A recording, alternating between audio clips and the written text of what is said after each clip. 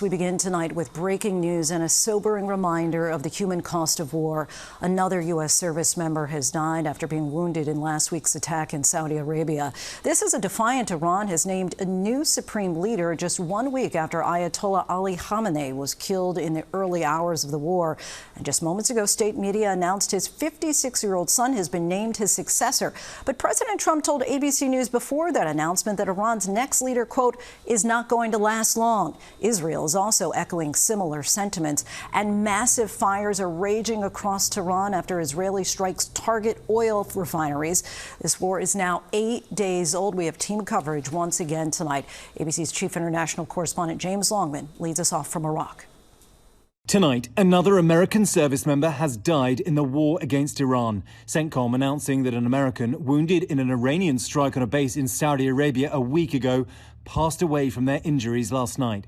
The news coming a day after President Trump attended the dignified transfer of the first American casualties, 6 soldiers killed in the early hours of the U.S.-Israeli offensive at their base in Kuwait. President Trump yesterday signaled that more U.S. personnel might make the ultimate sacrifice. They're great heroes in our country, and we're going to keep it that way.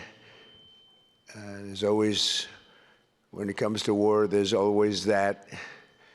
But we're going to keep it to a minimum, I think. And just over a week since the killing of Ayatollah Khamenei, Iran is tonight reportedly naming his successor. Iranian state TV says his son, Mojtaba Khamenei, has been named. Israel says whoever is chosen will automatically become a target, and Khamenei is expected to follow the hard line of his father, meaning his election may not change the trajectory of this war. And it is expanding on every front. Israel is now targeting energy infrastructure. This huge attack today on an oil depot in Tehran sent poisonous fumes into the air for miles around.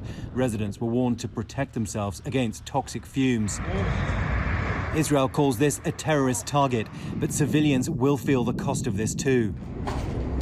Iran says well over 1,000 people have been killed so far, including 190 children and 198 women.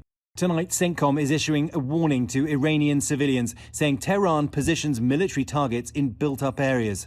With the internet blocked inside Iran, civilian voices are difficult to hear. But ABC has made contact with some, like Hamid, who tells us, honestly, hope is difficult to find. The truly frightening possibility is that the United States might suddenly leave the Iranian people alone with these rulers.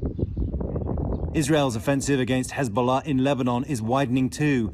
Lebanese authorities say more than 400 people are now dead, 83 of them children, 42 women. Hundreds of thousands have been displaced.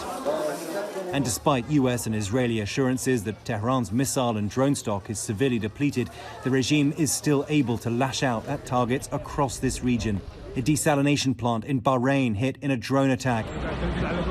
And this government office building in Kuwait City ablaze. And James, just before we came on the air, we learned that Iran had chosen a successor to the supreme leader who was killed at the start of the war. What can you tell us about him?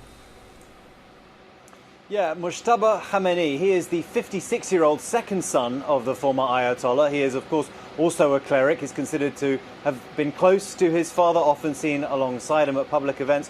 Also close to the brutal religious militia, the Basij, and the Iranian Revolutionary Guard Corps. And Donald Trump has said that Mojtaba Khamenei would be unacceptable to him as supreme leader.